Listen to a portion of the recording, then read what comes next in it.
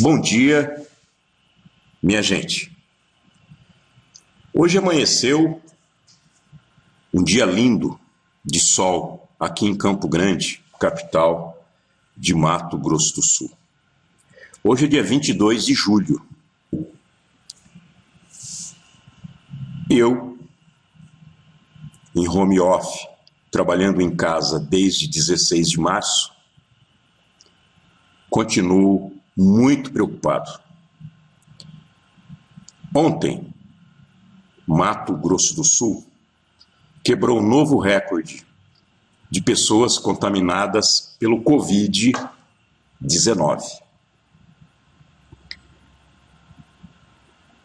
Por conta disso, eu vejo que é um momento ímpar de nós fazermos uma reflexão. A preocupação vem por conta que eu tenho uma família, tenho meus filhos, meus netos, a minha esposa. Eu tenho amor no coração e faço de tudo para protegê-los, para cuidar deles, porque é a base da minha existência. Eu trago a vocês uma reflexão, embora vai ficar assim um pouco longa, mas eu convocaria a todos deixar um pouco as redes sociais, onde toda e qualquer informação que você tira de lá é das outras pessoas, é dos famosos, dos políticos, e chamar para dentro de você, do seu coração, essa reflexão. E eu começo afirmando que o Covid-19 é uma oportunidade ímpar para nós, seres humanos, mostrarem suas verdades e, ao mesmo tempo, provocar mudanças no comportamento das pessoas. Embaixo eu afirmo um novo mundo pós-pandemia. Então vamos comigo nessa reflexão? Mas antes de nós chegarmos no final para refletirmos de fato, precisamos contar um pouco dessa história. Sim, dessa história da pandemia. Então venham comigo, por favor.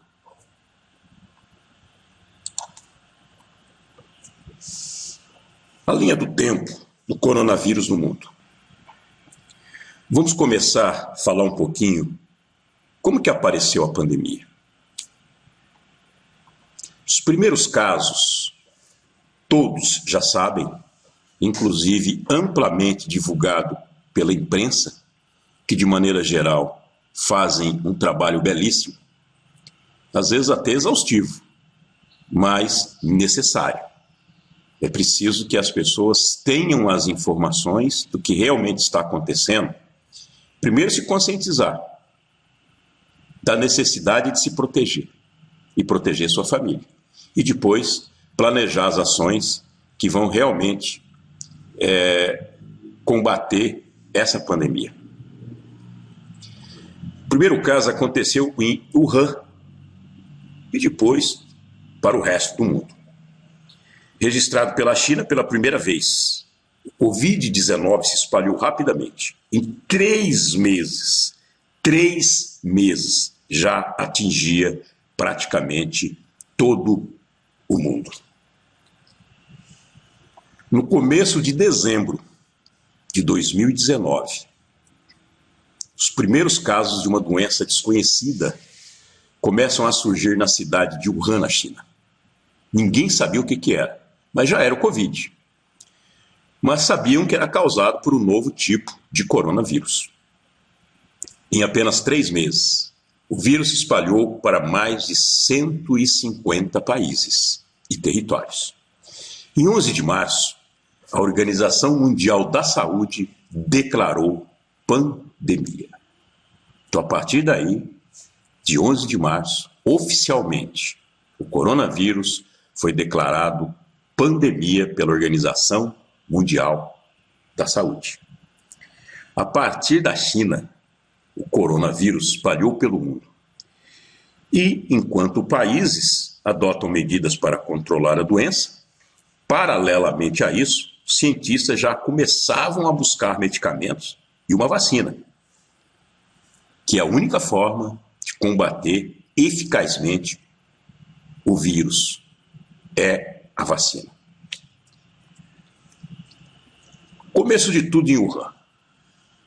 Dia 31/12/2019, a China já notificava a Organização Mundial da Saúde sobre aquela misteriosa pneumonia em Wuhan. Cerca de 11 milhões de habitantes. Especialistas de todo o mundo começaram então a identificar o agente causador. Eles supõem que tenha originado no mercado de frutos do mar na cidade. Inicialmente, é comunicado que tinha 40 pessoas infectadas. Bom, em 7/1, pesquisadores já descartam se tratar do vírus SARS, da doença respiratória originada na China em 2002, que matou naquela época 800 pessoas. Então, batizaram já provisoriamente em 2009, nCoV, e depois denominado SARS-CoV-2, né? E agora Covid-19. A primeira morte na China foi de um homem de 61 anos. Foi dia 11 de janeiro, quando foi a primeira morte na China. A partir daí, dia 21 de janeiro, países como Tailândia, Japão, já começaram a relatar casos da doença. Vejam bem, minha gente, que tudo começou em janeiro desse ano. Tudo muito rápido. Aí o Wuhan já coloca milhões sob quarentena, dia 23/1. E naquela ocasião já contabilizavam 830 pessoas infectadas em 24 de janeiro. Aí o isolamento foi estendido para outras cidades, afetando pelo menos 36 milhões de pessoas. Dia 24/1, o coronavírus chega à Europa. Na França, 3 casos, novo coronavírus, marcando a chegada, assim, da doença na Europa. Poucas horas depois, a Austrália também já confirmando. Depois a Alemanha. Então, olha bem, dia 24 de janeiro. Muito rápido. Aí a primeira morte na China já ocorreu dia 2 de fevereiro. Foi a primeira morte. Um homem de 44 anos. Aí eu fiz aqui, dia 16/7, quantas pessoas nós tínhamos de casos confirmados em todo o mundo. 13.589.273 casos. Em 161 dias após o primeiro caso fora da China, 3.633 mortes por dia, totalizando ao todo 584.990 mortes até dia 16 de julho. Minha gente, mais de 500 mil de vidas foram ceifadas, morreram pelo coronavírus. 500 mil de pessoas. Não é brincadeira. Agora, a linha do tempo do coronavírus aqui no Brasil, que é o que mais nos interessa nesta reflexão. Tudo começou, queria inclusive parabenizar a Sanar Med por esse brilhante linha do tempo, onde isso vai contribuir sobremaneira para essa reflexão e para os planejamentos das ações de prefeituras, de governos, né, de todas aquelas pessoas interessadas em contribuir para eliminar ou amenizar os efeitos da pandemia. Dia 9 de fevereiro, 34 brasileiros que viviam na cidade lá de Wuhan, né, o brasileiro, a Força Aérea brasileira já traz, né, busca essas pessoas e traz para o Brasil, descem lá em Anápolis, lá em Goiás, e ficam 14 dias em quarentena. Foram os primeiros casos, mas vejam bem, pessoas que vieram de fora. Então essa questão que quando você diz que o ir e vir das pessoas, essa liberdade de ir e vir das pessoas, é que contaminam. Quanto mais pessoas circulando, mais pessoas contaminadas nós vamos ter. Dia 29 de fevereiro, já começa o primeiro caso suspeito. O Ministério da Saúde já detecta o primeiro caso suspeito. E foi lá no Rio Grande do Sul.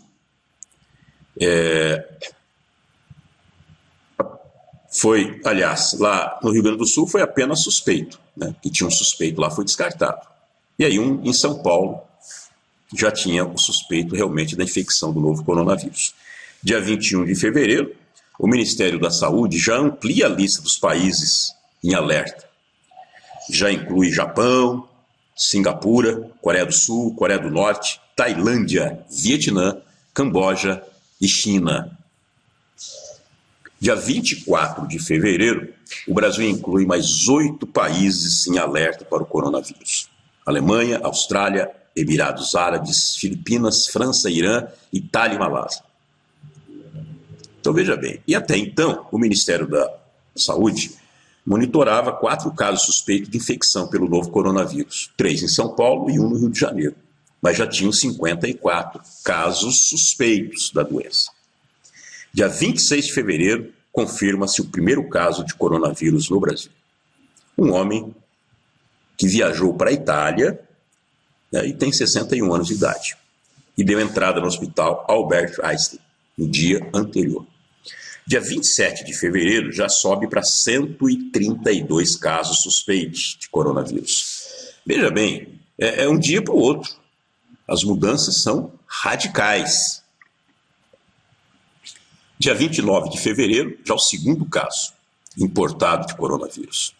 Um homem de 32 anos, residente em São Paulo, foi atendido pelo hospital israelita Albert Einstein na véspera e depois de chegar de Lombardia, lá na Itália. Então a doença veio de fora, por conta da circulação das pessoas.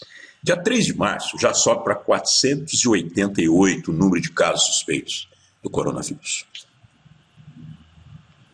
Dia 30 de abril, nós já temos 79.685 casos da doença. E sabe qual que é o mais grave? Já, dia 30 de abril, 5.513 mortes. 5.513 famílias impactadas. Dia 31 de maio, 4 semanas depois, o Brasil ultrapassa a marca de 500 mil casos confirmados do novo coronavírus. Ao todo, são 514.849 pessoas infectadas desde o início da pandemia. Com as 480 novas mortes naquela ocasião, o país passa a ter 29.314 óbitos decorrentes do Covid-19. Isso dia 31 de maio. 30 de junho nós passamos 1.402.041. Olha bem, 1.402.041 pessoas infectadas. E uma coisa que eu chamo a atenção, nessa mesma ocasião, a região centro-oeste já começa a sinalizar com o triplo de óbitos, que a maior preocupação são os óbitos. Então ele saiu num período minúsculo de 547 óbitos para 1.783 pessoas morreram pelo coronavírus na região centro-oeste. Isso dia 30 de junho. 10 de julho, nós já tínhamos ao todo 70.398 óbitos. Eu fiz aqui um apanhado geral desse painel do coronavírus no Brasil, casos confirmados, né? Quase 2 milhões, dia 15 de julho. 15 de julho nós tínhamos praticamente 2 milhões de pessoas. E mais, 75.366 óbitos. 75 mil pessoas. Muitas cidades do Brasil, eu diria para você que a grande maioria, não tem um número de habitantes de 75.366 pessoas.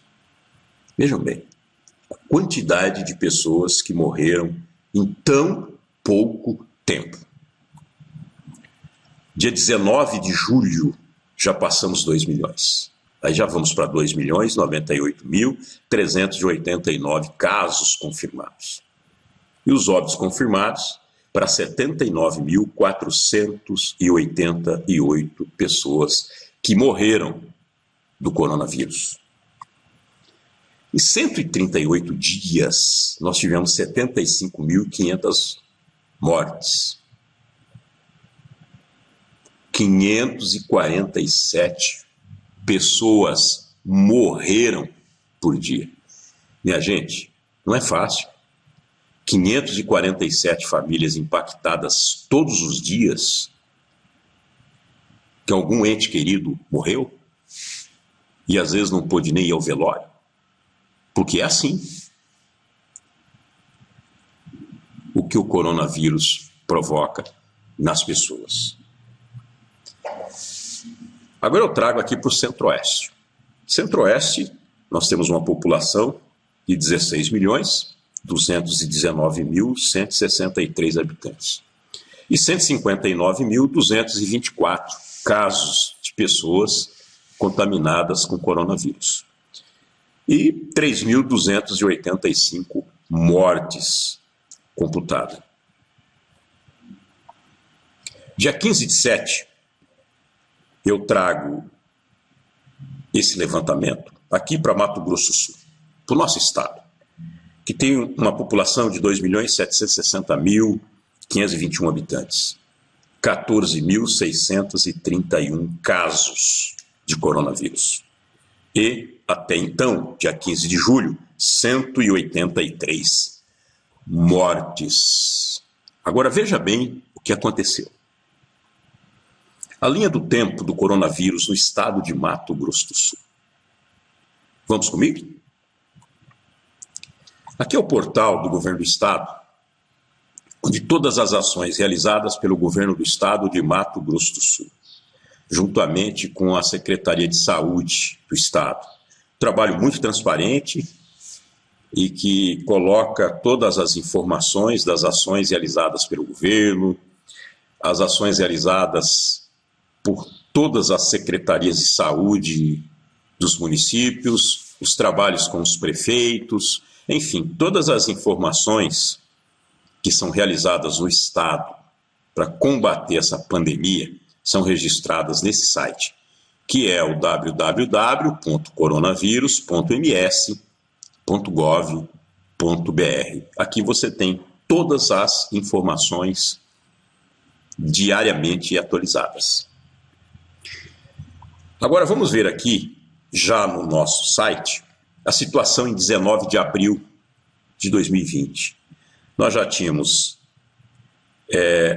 168 casos confirmados. Olha aqui, ó, 19 de abril, 168 casos confirmados. E apenas esses municípios, né, estavam impactados naquela época. Então, assim, numa situação assim, muito tranquila em 19 de abril. Quando foi 31 de maio de 2020, já subiu para 1.489 casos confirmados. E já começaram a aparecer as pessoas, os óbitos, 20 óbitos. 20 pessoas morreram dia 31 até 31 de maio de 2020, deixando famílias, parentes, amigos, e foram junto de Deus.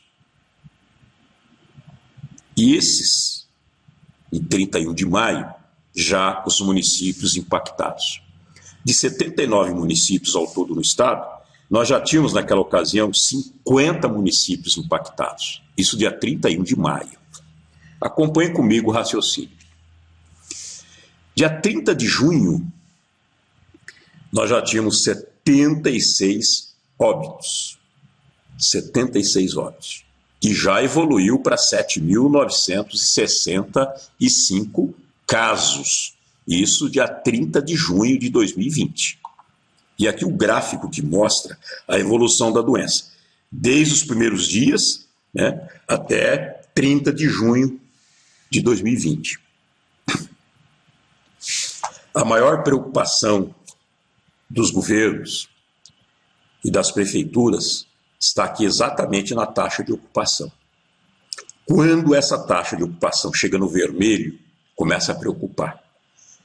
Porque a tendência é não ter condições de atender a todos, por conta da disseminação da pandemia.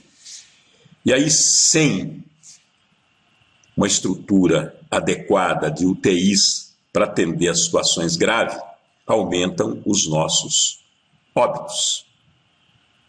É uma consequência. Então, a maior preocupação é com a capacidade de ocupação, eles chamam de taxa de ocupação, dos leitos de UTI. Essa é a maior preocupação. E olha bem, naquela época, nós já tínhamos Campo Grande com 67% da ocupação dos leitos. Dourado 60%, Três Lagoas 54% e 60% em Corumbá. Começa a ficar muito mais preocupante o problema da pandemia do coronavírus. Em 16 de julho de 2020, nós já tínhamos 78.831 casos notificados. Minha gente, e com 191 óbitos. Já 191 pessoas em todo o estado de Mato Grosso do Sul, até 16 de julho, já tinham falecido, deixando todas as suas famílias e os seus amigos. E o gráfico continua subindo. Olha aqui. Ainda, dia 16 de julho, eu coloco aqui os municípios já impactados, né? Olha aqui. Todos esses municípios já impactados. Aqui a taxa de ocupação começa a subir, à medida que o número de pessoas infectadas aumentam, a taxa de ocupação também com as pessoas mais graves internadas começa também a subir. Esse mapa já mostra esse reloginho aqui, né, de grau de intensidade de contaminação do corona, onde nós temos desde o baixo, que é o verdinho. Reparem vocês que Mato Grosso do Sul não tem nenhum. Todos eles estão... Aqui é o tolerável, né? Também não tem nenhum. Aí nós estamos entre o grau médio, com pouquíssimos municípios de infestação. O grau alto, que é o vermelho, que é a grande maioria do estado de Mato Grosso do Sul. E aqui o extremo, que é o pretinho, né? Então nós temos já também alguns municípios nesse grau extremo. E aí, onde ficam as nossas maiores preocupações. E outra coisa que eu chamo a atenção, exatamente isso aqui, ó. Isolamento social. O estado de Mato Grosso do Sul é o segundo menor do Brasil. E a média do Brasil de isolamento é 39,7%. Mato Grosso do Sul é 37,09%. Então vejam bem, nós estamos abaixo da média nacional. Abaixo da média nacional.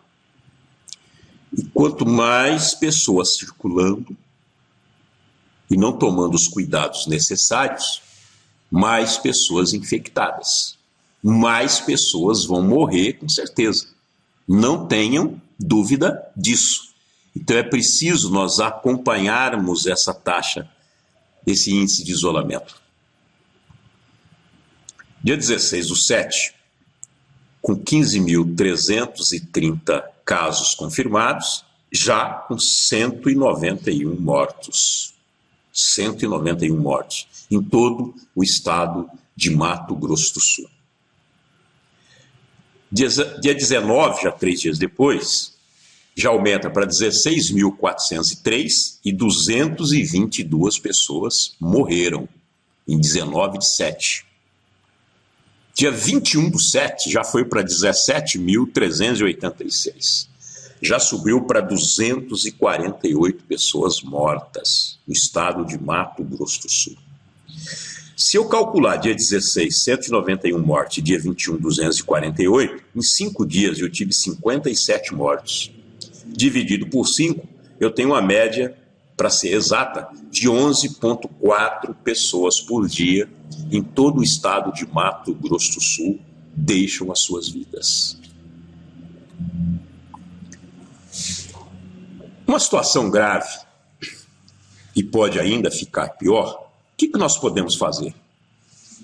Nós só temos um caminho, minha gente, usando os métodos preventivos.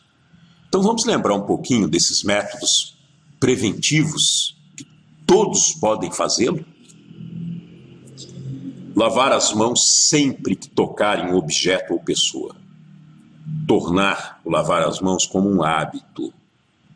Mesmo que você não precise, é melhor pecar por excesso ou por falta.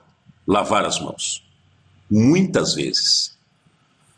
Aqui tem algum método, né, de lavar as mãos. Às vezes você fala para mim assim, mas assim dá muito trabalho, né? Tem que lavar a mão desse jeito. Dá muito trabalho. Mas assim também dá? E assim, não é mais simples? Então escolha um desses métodos. O importante é que você lave as mãos sempre. Não deixa de lavar. Ou com sabonete, ou com sabão, soda, ou com detergente, não importa.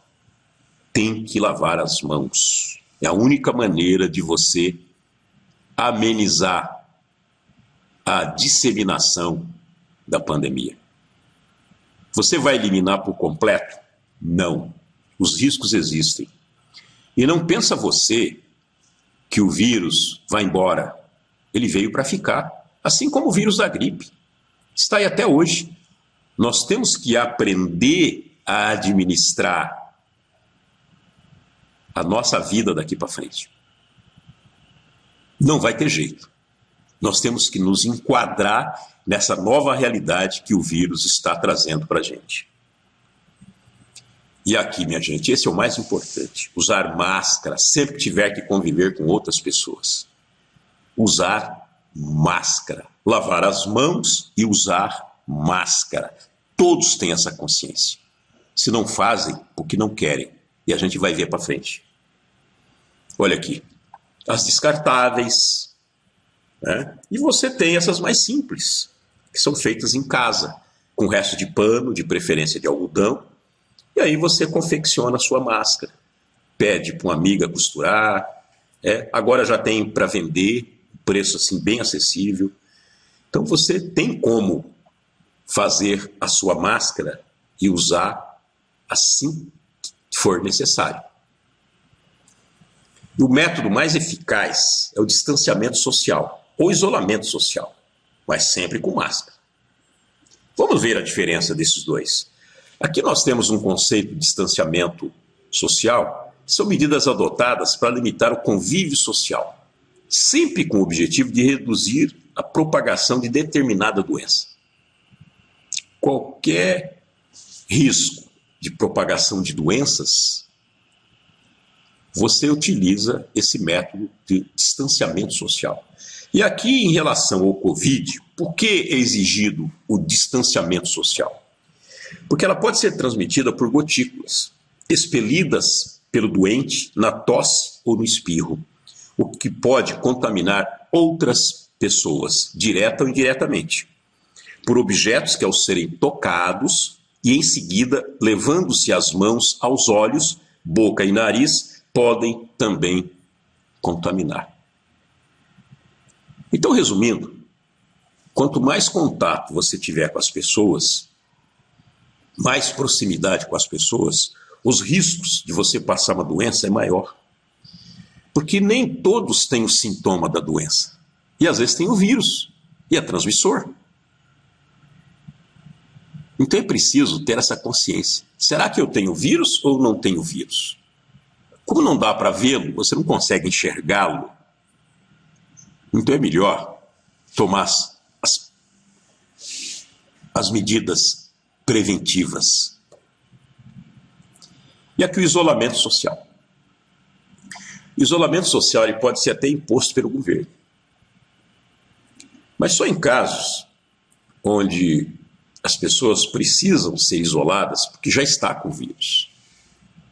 As pessoas que estão em risco, as mais idosas, né, com outras doenças que podem agravar a questão de uma possibilidade de adquirir o coronavírus. Então essas pessoas, a melhor forma de evitar é deixá-las em isolamento social. Mas só o distanciamento já resolve muito. Olha aqui, eu afirmo aqui também que o Covid-19 veio ao mundo para mudar o comportamento das pessoas. Agora a gente vai mexer um pouco mais com o sentimento das pessoas.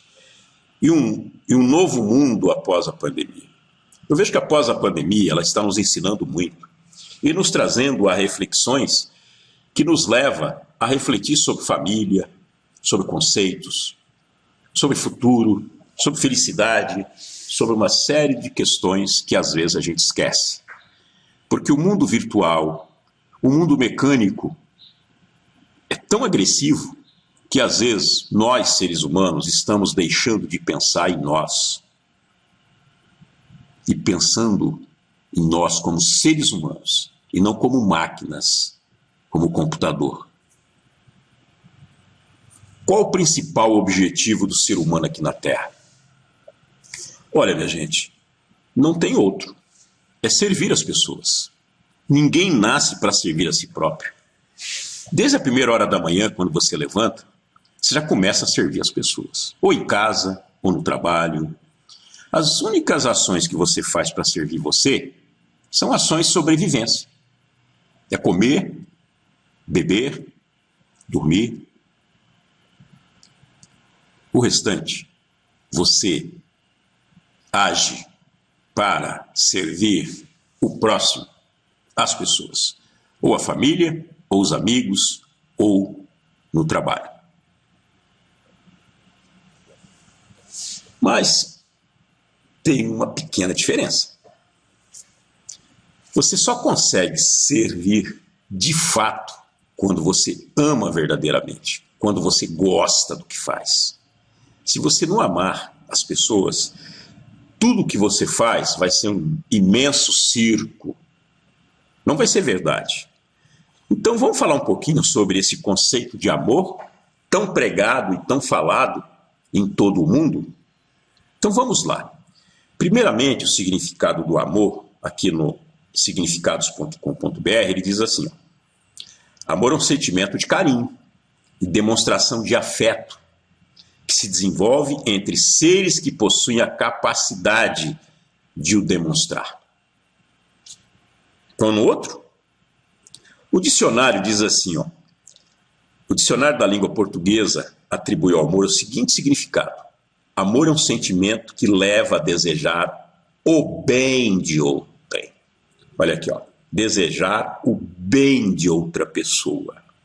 Afeição profunda por alguém ou algo, intensa inclinação de caráter afetivo, simpatia e amizade. Zelo, cuidado. E aí, para refletir, eu resumi assim, desejar o bem de outrem, que é o amor, afeição profunda por alguém, intensa inclinação de caráter afetivo, simpatia e amizade, zelo e cuidado. Aqui estão os principais ingredientes para a felicidade, que fazem parte do nosso convívio do dia a dia com a família e com a sociedade. Então, o amor, ele tem que existir. Agora, para os cristãos, né, qual o significado de amor? O amor é paciente, o amor é bondoso, não maltrata. O amor não se alegra com a injustiça, mas se alegra com a verdade. Ele não se alegra com a injustiça, mas ele se alegra com a verdade. Tudo sofre, tudo crê, tudo espera, tudo suporta. Para a prática da generosidade e do amor, não só ao próximo, mas com todos os seres deste mundo. E o símbolo do amor, que é o coração. Por que ele é o símbolo do amor? Porque o coração é a sensação causada pela descarga de adrenalina, ela vai direto para o coração, que faz a pressão arterial subir, acelerar o batimento cardíaco. Esse é o sintoma de amor. Aqui os símbolos. Eu amo você, sou o amor todinho, né? Você é o amor da minha vida. Meu filho, você é a coisa mais linda que Deus me deu, eu amo você. É normal você ver isso, as pessoas pregando o amor.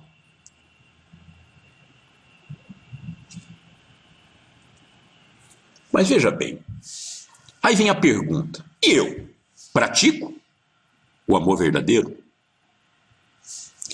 A melhor maneira de desmascarar um mentiroso.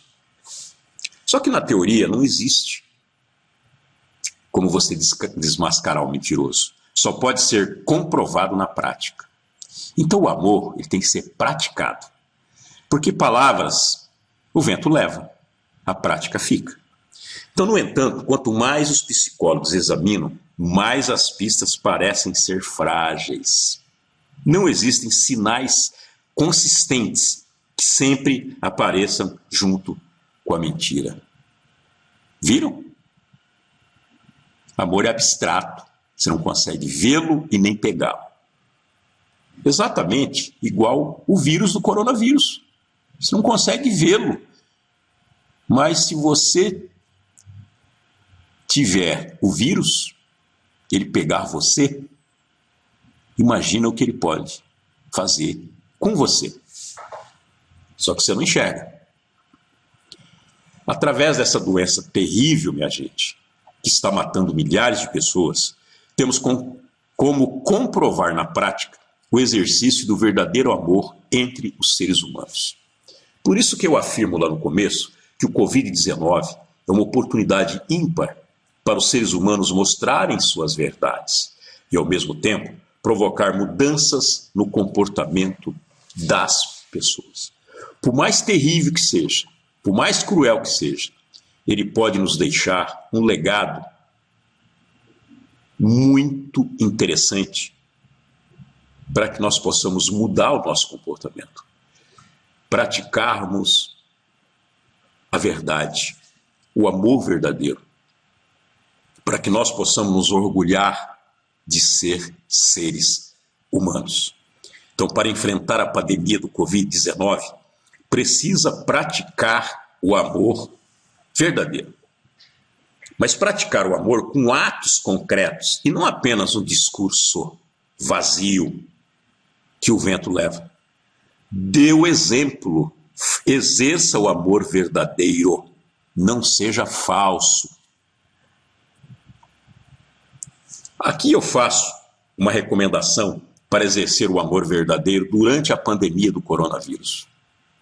Mostra para mim que você ama, que você não tem ódio no seu coração, que você está preocupado com a sua família, com os seus filhos, com seus amigos, com a sociedade em geral.